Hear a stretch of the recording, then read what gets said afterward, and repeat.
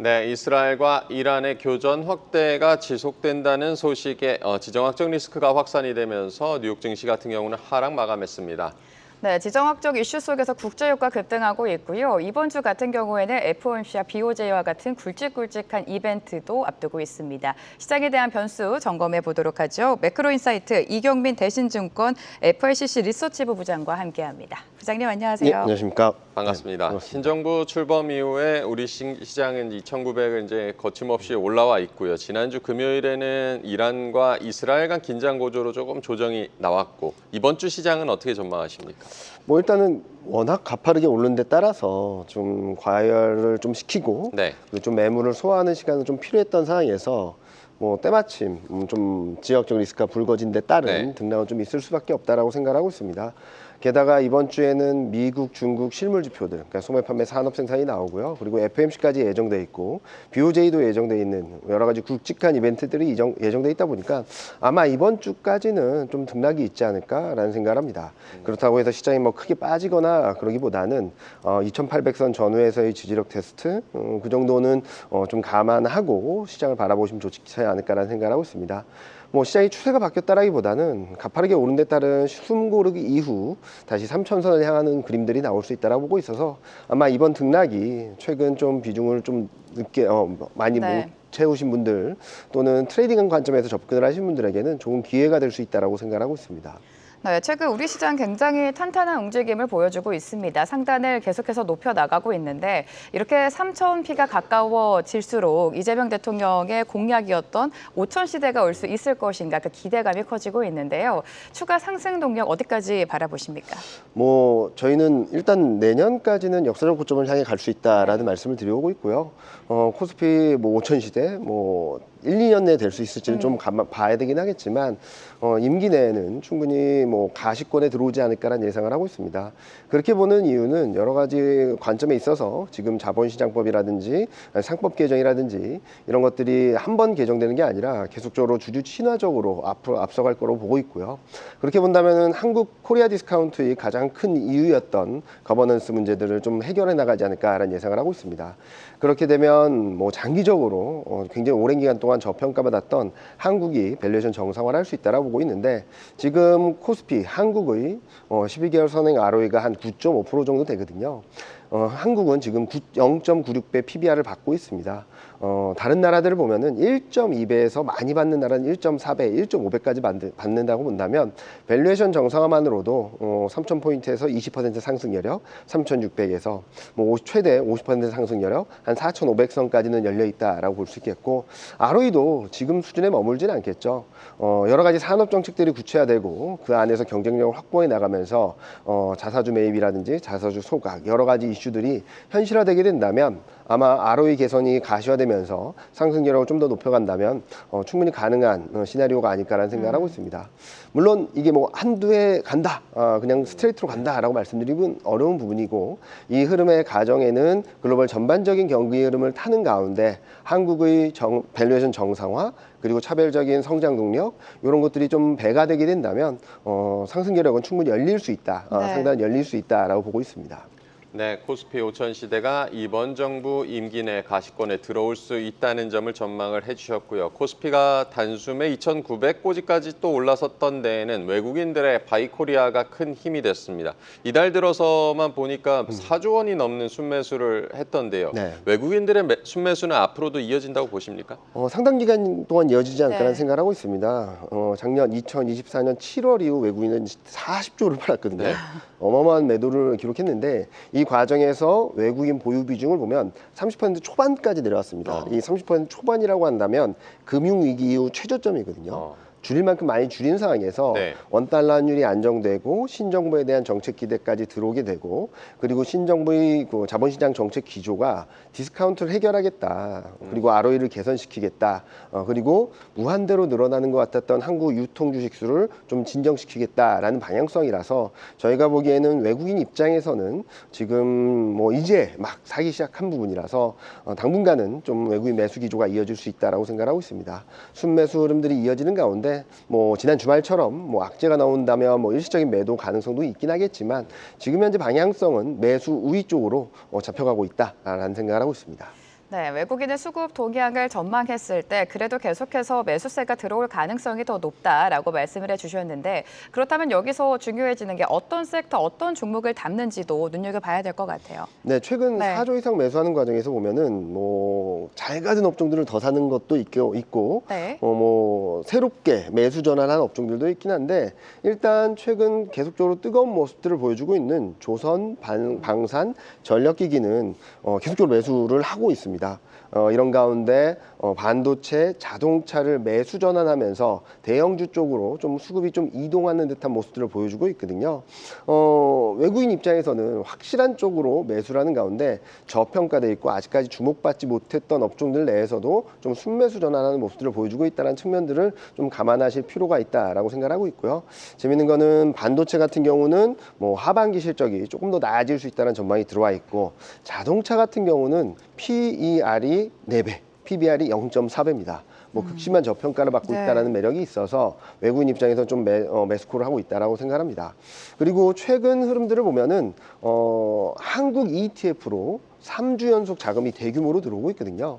이처럼 패시브 자금들이 들어오게 된다면 대형주로 좀 바스켓으로 대거 매수가 들어올 수 있다는 측면에서 아직까지는 많이 못 오른 반도체, 자동차, 2차전지, 인터넷 아직까지는 2차전지랑 인터넷 매수는 안 들어오고 있거든요. 이쪽에서도 수급이 변화가 있는지를 보시게 된다면 패시브 자금들의 성격 흐름들 그리고 매수 과정에서 외국인 수급이 변화 생각보다 외국인 수급이 좀 빠르게 변하고 있거든요. 최근 증권이라든지 이런 업종들은 좀 매도 전환을 하는 모습들을 보여주고 있어서 많이 오른 업종들은 좀 줄이고 아직까지는 저평가되어 있는 업종들 내에서는 일단은 반도체, 자동차 그 다음은 어떤 타깃이 될지 계속적으로 외국인 수급 변화를 계속적으로 체크하시는 게 아마 트레이딩 하시는데 매매하시는데 도움이 되실 거라고 보고 있습니다.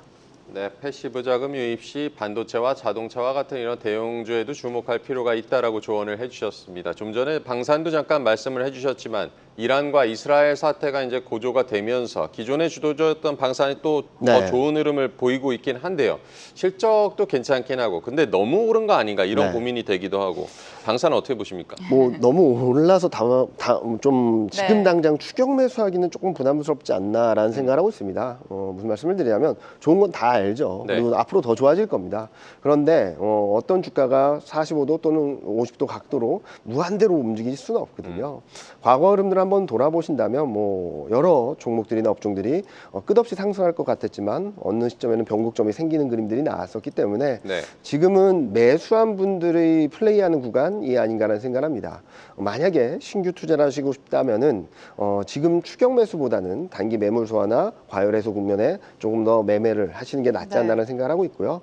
만약에 지금 방산을 너무 사고 싶다라고 하시는 분들은 좀 분할해서 전에도 몇 번 말씀드렸던 피라미딩 전략처럼 지금 가격대는 조금 사고 좀 조정받을 때마다 올라가면은 그냥 지금 같은 비중들을 좀 유지하시고 좀 조정받을 때마다 비중을 점진적으로 더 늘려가는 그런 피라미딩 전략이 좀 유효하지 않나라는 생각을 하고 있습니다.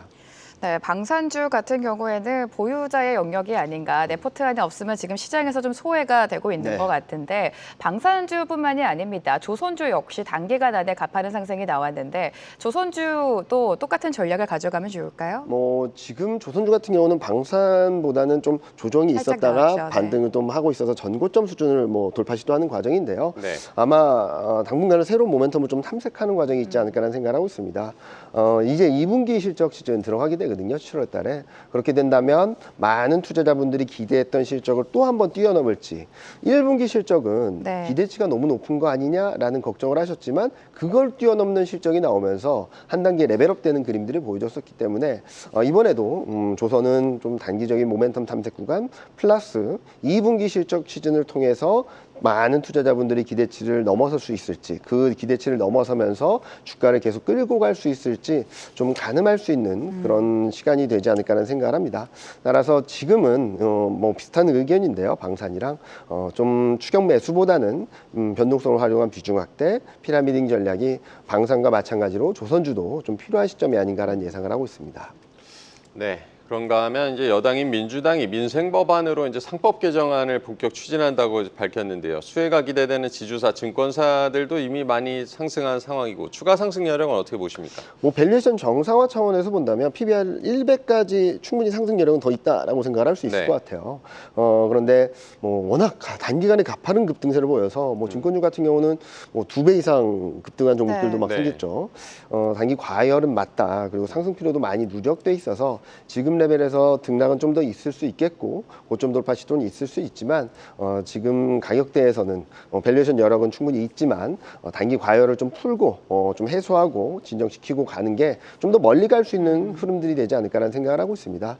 좋은 건 다 알고 있고 아마 상법 개정도 이번이 끝이 아니라 계속적으로 진일보한 법을 마련해 나갈 수 있다라고 보고 있어서 저는 제가 생각하기에는 더 좋은 그림들, 더 높은 주가 수준까지 갈 수 있겠지만 쉬었다 가는 게 좀 더 멀리 갈 수 있는 그런 흐름이 되지 않을까라는 예상을 네. 하고 있습니다.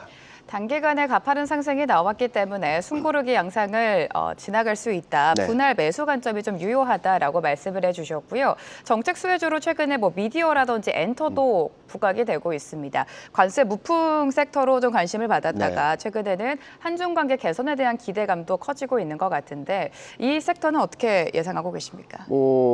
그동안 잘했던 섹터이기도 하고 네. 그리고 또 다른 모멘텀이 들어올 수 있다는 기대감들이 좀 강하게 반영되고 있는데요. 한한령이 해제될 경우에는 좀 더 강한 모멘텀을 볼 수 있습니다. 그런데 제가 드리고 싶은 말씀은 중국과 관련됐다라고 해서 무조건 좋다라기보다는 그동안 잘했는데 중국이란 모멘텀이 또 새롭게 힘을 내줄 수 있는 그런 업종들의 종목들을 좀 찾아보시면 좋을 것 같습니다. 단적인 예로 화장품 그리고 음식료 그리고 엔터 같은 경우는 다수의 종목들이 글로벌 수출을 하는 가운데 그러니까 그동안 중국 의존도가 낮아졌고 중국과의 교류가 좀 약해졌음에도 불구하고 다른 모멘텀을 찾아가면서 주가가 괜찮았던 흐름 안에서 또 다른 한령이라는 그런 모멘텀이 가세한다면 지금 기대했던 실적을 더 뛰어넘는 그런 그림이 보여줄 수 있거든요. 즉 잘 가고 있는데 상승하는 기울기를 높여줄 수 있는 그런 종목이나 업종들을 찾아보시면 되겠다라는 말씀드리고 있고요. 대표적으로는 화장품, 음식료, 엔터 이런 쪽들이 좀 매력적이지 않을까라는 생각을 하고 있습니다. 네, 화장품, 음식료, 엔터도 잘 챙겨보셔야겠고요. 추경에 대한 기대감도 지금 큰 상황이고 민생회복지원금 얘기도 많이 나오고 있는데요. 관련해서 좀 수혜가 기대되는 업종들은 어떤 걸 보고 계십니까? 많은 분들이 내수주 이야기를 네. 많이 하시더라고요. 그런데 전통적인 유통주 같은 경우는 지금 정부에서 펼치는 소비지원금 이쪽의 성격이랑 조금 다를 수 있거든요. 네. 그래서 막연하게 내수가 좋아질 거야라는 기대를 더 강하게 가져가시기보다는 유동성 효과로 인한 경기 회복 이 충분히 가능할 수 있다고 생각하고 있고요. 이런 시중에 풀린 돈들이 많이 돌아다니게 된다면 유동성 모멘텀이 힘이 세질 수도 있거든요. 이런 가운데 지금 그동안 좀 위축되었던 서비스 소비 쪽들을 좀 바라보시면 좋지 않을까라는 생각을 하고 있습니다.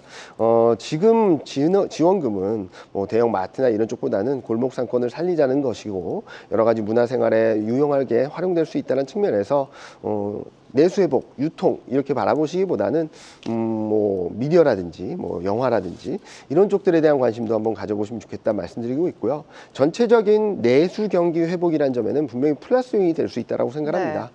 그런 부분들을 감안해 봤을 때 소비 심리가 살아날 때 좀 좋았던 업종들을 좀 바라보시면 좋겠다라는 말씀드리고 문재인 정부 때 초기 때도 좀 비슷한 흐름이었습니다. 무슨 말씀을 드리냐면 내수주들이 정권이 출범하기 전부터 막 강세를 보이다가 네. 출범한 이후 한 달 동안 코스피를 아웃퍼폼했거든요. 그 중에서 실적이 확실하게 뒷받침되는 업종들은 강세를 좀 이어갔는데 그 이후에는 실적이 확인되면서 기대했던 실적에 못 미치는 그림들이 나오면서 소매우통이라든지 이런 업종들은 조금 부진한 흐름들을 보였습니다. 이렇게 본다면 실질적으로 실적이 들어올 수 있는 그런 업종이나 종목들이 뭐가 있을지 좀 목소가리가 필요하지 않나라는 생각을 하고 있습니다. 네, 적극적인 추경 속에 내수 회복에 대한 기대감이 있지만 상승의 영속성을 끌고 가려면 실적을 좀 눈여겨봐야 된다라는 말씀까지 해주셨습니다. 미증시로 가보면요. S&P 500 지수 그동안의 낙폭을 거의 다 만회를 하고 다시 한번 신고가 행진을 이어가는 움직임이 좀 포착이 되고 있는데 기술주 흐름이 나쁘지 않았습니다. 그럼에도 불구하고 국내 시장에서는 반도체 주가 부진이 계속해서 심해지고 있거든요. 네. 반도체 어떻게 보십니까? 반도체라기보다는 전자겠죠. 네. 지금 오늘 보면은 닉스 같은 경우는 24만 원을 넘는 그림들을 보여주면서 AI 반도체 모멘텀이 강하다, 여전히 네. 유효하다라는 측면들을 다시금 소화하면서 고점을 높여가고 있는 그림들이 나오고 네. 있거든요. 지금 반도체 섹터 전반적인 흐름들이 올라오기 위해선, 그러니까 AI 반도체를 제외한 레거시 반도체 흐름들이 조금 더 나아지기 위해선 비미국, 그러니까 난US 쪽의 수요가 좀 올라오는 것들을 확인돼야 되지 않을까라는 생각을 하고 있습니다. 물론 최근 흐름들을 보면은 반도체 수출은 굉장히 견조합니다. AI 반도체 모멘텀도 있긴 하겠지만 최근 레거시 반도체 가격들이 상승을 하면서 수출이 굉장히 좋은 모습을 보여주고 있거든요. 대표적으로는 아세안 쪽, 그리고 홍콩, 대만, 그리고 뭐 일본까지 반도체 수출이 호조를 보이고 있는데, 이런 그림들이 한두 달 더 지속되게 된다면 2분기 실적에 대한 부분들을 좀 더 컨빅션 있게 밀고 갈 수 있다라고 보고 있고요. 오늘이죠. 오늘 발표될 예정인 중국 소매 판매 산업 생산이 좀 등락은 있긴 하겠지만 네. 중국 경기가 이제 좋아지는구나, 중국 수요가 확대되는구나라는 것들을 조금 신뢰하게 된다면 아마 레거시 반도체도 단기적인 가격 메리트와 밸류에이션 매력, 그동안 장기적으로 소외된 데 따른 매력이 다시 한번 반전의 시작이 될 수 있다고 보고 있고, 그 시작을 하기 위해서는 미국 이외의 지역들의 수요 회복, 특히 중국의 수요 회복이 조금 더 가시성 있게 나와야 되지 않을까라는 예상을 하고 있습니다. 네, 반도체와 함께 자동차도 중요한데 트럼프 대통령이 지난주에 머지않은 미래에 자동차 관세를 더 올릴 수 있다라고 해가지고 또 충격을 주기도 했는데요. 자동차 섹터 흐름 앞으로 어떻게 전망하십니까? 일단은 워낙 싸다라는 건 앞서 말씀드렸고요. 네. PER 4배, PBR 0.4배면은 너무나도 싼 가격이죠.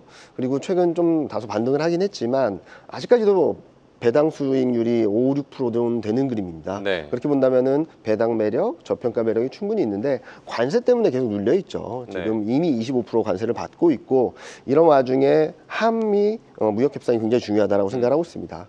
여기서 어떤 얘기가 나올 것인가? 일단은 한국이 제안한 것은 자동차 관세 전면 폐지해달라라고 얘기를 했는데 이걸 미국이 받아들일까라는 부분들에 대해서는 미지수죠. 그런데 이 자동차 관세를 어떻게 풀어갈지에 대해서는 영국의 케이스가 있습니다. 영국의 케이스를 보게 된다면 쿼터제를 도입했거든요. 몇만 대까지는 몇 프로, 몇만 대까지는 몇 프로, 이런 식으로 쿼터제를 잘 활용하게 된다면 관세가 크게 낮아지는 효과가 있을 수 있습니다. 왜 그러냐면 미국에 판매되는 자동차 중에, 한국 자동차 중에 60%가 이미 미국 내에서 생산되고 있거든요. 네. 그래서 쿼터제 대수를 조절을 잘하게 된다면 거의 무관세처럼 돼버릴 수 있는 그림이라서 한미 무역 협상 결과가 아마 자동차의 반전을 이끌 수 있는 그런 트리거 포인트가 될 수도 있겠다라는 생각을 하고 있습니다. 네, 관세로 넘어가 보면 미중 관세 협상이 큰 틀에서 합의가 됐고 지금 한국과 일본 관세 협상이 남아 있습니다. 이번 G7에서 트럼프 대통령이 관세에 대해서 어떤 발언을 할지 글로벌 시장을 주목을 하고 있는데 그래도 이전만큼의 민감도는 좀 줄어들고 네, 있는 것 같습니다. 맞습니다. 관세가 줄 시장의 변동성 어디까지 보십니까? 노이즈는 될 수 있다라고 네. 생각하고 있습니다. 그런데 쉽게 말씀드리면 4월 2일보다 관세 압박이 더 커질 것인가? 그렇진 않겠죠. 네. 예, 지금은 협상하는 것은 지금 관세 압박을 낮춰가는 그림이기 때문에 관세 정책의 방향성은 완화 쪽으로 간다라는 것들은 명확하다라고 생각하고 있고요. 실제로 미국 그러니까 통상 정책 불확실성 지수가 트럼프 1기 때 고점이 1,900포인트 정도였는데 이번에는 워낙 급등을 하면서 7,900포인트까지 급등을 했었습니다. 근데 이게 5월 달 들어서, 그러니까 4월 9일 날 상호관세 유예, 5월 12일 날 미중 무역관세 유예가 결정되면서 7,900까지 갔던 포인트가 5,300대로 확 꺾였거든요. 이 그림 뭐냐? 일단 관세의 압박의 정점은 통과했다라는 시그널로 볼 수 있겠고요. 이와 더불어서 지난 주말에 발표됐던 미시간대 소비자 심리지수도 강한 반등, 서프라이즈 네. 기록했고, 그리고 기대 인플레이션도 좀 꺾이는 모습들을 확실하게 보여주면서 관세 압박은 정점을 통과했고 그동안 압박을 받았던 소프트 데이터도 이제 최악의 상황을 지나고 있다라는 그림들을 보여주고 있습니다. 따라서 관세 발언이라든지 관세 정책이 어떤 흐름으로 갈지에 대해서 노이즈는 될 수 있겠지만 그게 지난 4월처럼 시장에 충격을 줄 정도는 아니겠다라고 생각하고 있어서 너무 걱정하지 말자. 만약에 관세 노이즈로 인해서 변동성이 네. 커지게 된다면 비중 확대 기회로 활용하자라는 말씀을 드리고 싶습니다. 네, 관세 말씀하신 대로 미국의 5월 CPI와 PPI 예상을 좀 하회하면서 물가 우려를 좀 덜어줬지만 중동 지정학적 리스크가 지금 커지면서 유가 변동에 따라서 물가 우려가 지금 커지고 있는데 지금 시장의 아무래도 최대 이슈이기도 하고 이 부분에 대해서는 어떻게 보십니까? 일단은 뭐 다음 시간에 최지영 의원이 더 자세히 말씀해드리겠지만 네. 일단 유가 80달러 이상 고착화된다면 네. 저희는 좀 물가 상방 압력을 높일 수밖에 없다라고 네. 생각합니다. 그런데 지난 주말 77달러 돌파 시도했다가 좀 밀렸고 지금 72달러 수준이라고 한다면 물가 압박은 그렇게 크지 않다라고 생각하고 있고요. 최근 물가가 안정됐던 흐름 안에선 에너지 가격이 마이너스를 유지한 것도 있지만 서비스 물가가 여전히 안정세를 보여주고 있거든요. 네. 이런 전반적인 흐름들을 봤을 때 관세 영향으로 인해서 물가 둔화 속도가 더뎌지고 뭐 일시적으로 반등을 할 수 있다 하더라도 물가가 여기서 추세적인 상승을 보일 구간은 아니다라고 네. 생각하고 있습니다. 그리고 뭐 지금 유가를 감안한다면 뭐 75달러 이상은 오버슈팅이라고 보고 있고 75달러 수준이라면 그리고 이게 중동 리스크가 좀 진정되면서 다시금 70달러 초반 그 밑으로 내려가게 된다면 또 한 번 물가 안정을 이끄는 또 다른 하나의 축이 될 수 있기 때문에 너무 걱정하지 말자라는 말씀 드리고 싶습니다. 자, 이렇게 물가 지표가 양호하게 나오면서 트럼프 대통령은 파월 의장을 또다시 압박을 했습니다. 이번 주 미국 FOMC가 열리는데 파월 의장은 또 어떤 스탠스를 보일까요? 몇 달째 네. 지금 똑같은 얘기를 하고 있죠. 뭐 지켜보자, 웨이트 앤 씨라는 얘기들을 굉장히 많이 하고 있는데 여전히 중립적인 스탠스를 피력할 수 있다라고 생각하고 있습니다. 일단은 뭐 5월 FMC에서는 모든 이유를 관세 정책으로 몰아넣었었는데 관세 정책이 후퇴한 데 따른 어떤 평가를 내릴지 그리고 중동 리스크를 어떻게 반응을 할지 좀 봐야 될 수 있다라고 생각하고 있고요. 큰 흐름에서는 물가는 완만하게 둔화되고 고용도 좀 완만한 둔화세를 보이면서 트럼프 자체가 파월 연준 의장 자체가 스탠스를 바꿀 만한 요인은 크지 않다라고 보고 있어서 중립적인 변수를 보고 있고 시장은 이미 올해 6월 달에 금리 동결 그리고 올 한해 금리 인하 2번을 예상을 하고 있기 때문에 점도표가 크게 바뀌지 않는다면 시장에는 중립적인 변수 정도로 생각을 하고 있습니다. 네, 연준의 행보도 잘 지켜보셔야겠고요. 내일은 BOJ의 금정위도 개최가 됩니다. 일본 최근에 이제 물가가 많이 올라가지고 우려가 좀 컸는데 어떤 결정할 거라고 보십니까? 일단 금리 동결을 예상을 하고 있고요. 네. 지금 일본의 정부 스탠스를 보게 된다면 통화 정책을 통해서 물가를 제어하기보다는 뭐 보조금 지급이라든지 이런 쪽을 채택하면서 물가를 잡으려고 하고 있거든요. 네. 그러니까 경기가 너무 뜨거워서 물가가 올랐기보다는 여러 가지 이유들 때문에 품목별로 오르는 거라서 그런 그림들이 나오고 있고 또 한편으로는 최근 장기채가 워낙 급등을 하고 있어서 자산 매입 규모 확대를 시사하는 등 오히려 유동성을 좀 공급하려는 쪽으로 가고 있어서 네. 너무 걱정하지 않으셔도 된다. 뭐 금리 결정은 동결 그리고 네. 방향성 자체가 조금씩 완화 쪽으로 가고 있기 때문에 저희는 긍정적으로 바라보자는 말씀 드리고 있습니다. 내일 BOJ의 금정위에서는 금리가 동결된 가능성이 크다라고 말씀을 해주셨고요. 지난주 달러 인덱스가 3년 만에 98을 하회하는 등 달러가 약세를 보였다가 다시금 중동발 지정학적 리스크가 불거지면서 달러가 강세를 보여주고 있습니다. 이 달러 변동은 어떻게 예상하십니까? 뭐 등락은 있겠지만 하향 안정세를 이어갈 수 있다고 생각하고 있습니다. 지금 정부 정책 방향성을 보게 된다면 관세 정책으로 인해서 오히려 미국 이외의 지역들은 어마어마한 경기 부양 드라이브, 금리나 재정 정책을 펼쳐나가고 있고요. 반면 미국은 여전히 스테이한 상황이죠. 그렇게 본다면은 미국 이외의 지역들의 경기 부양 드라이브, 경기 회복에 대한 기대가 커지면 커질수록 달러화는 좀 약세로 갈 수밖에 없고 저희는 올해 하반기에는 달러화가 90포인트 초반대로 내려갈 수 있다고 보고 있어서 뭐 긍정적인 흐름들을 그러니까 미국 이외의 지역들의 좋은 그림들이 계속적으로 유효하다라는 생각을 하고 있습니다. 네, 트럼프도 약달러를 선호한다고 알려져 있고 달러는 약세로 갈 것이다라고 전망을 해주셨습니다. 지금 시점에서 이제 투자 전략 조정을 좀 매수의 기회로 삼아서 하반기를 기다리는 전략이 좀 필요할지 투자 전략 조언도 부탁드리겠습니다. 뭐 앞서 말씀드렸듯이 이번 주나 다음 주 코스피 2,800선까지 내려온다면 3,000선을 가는 그림들은 뭐 7월 중에 나올 수도 있다라고 네. 생각하고 있고요. 다만 이게 3,000에서 3,200 가는 그림들이 뭐 당장 나올 거냐? 워낙 다 저점에서 급반등을 했기 때문에 당장 나오기보다는 3분기는 좀 쉬어가는 구간이 될 수도 있습니다. 그래서 지금 뭐 큰 흐름을 잡아가시는 분들에게는 지금 너무 조급해하지 마시고 3분기 등락 과정을 좀 비중 확대 기회로 삼자란 말씀을 네. 드리고 있고요. 내년 흐름까지 열어놓고 봤을 때는 역사적 고점을 향하는 그림이 나올 수 있어서 좀 조정 시 매수 관점으로 계속적으로 바라보시면 좋겠습니다. 조정이 있다고 해서 팔아야 될 조정이 아니라 사야 될 조정이고 2보 전진을 위한 1보 후퇴이기 때문에 조정 시 매수 관점 계속적으로 유지하신다면 내년 상반기까지는 큰 수익을 거둘 수 있는 그런 흐름이다라는 예상을 하고 있습니다. 네, 3분기에는 조금 쉬어가는 그림이 나올 수도 있다. 조정 시 매수 관점을 유지를 하자라고 전망을 해주셨습니다. 이경민 대신증권 FICC 리서치부 부장과 함께했습니다. 고맙습니다. 네, 감사합니다. 고맙습니다.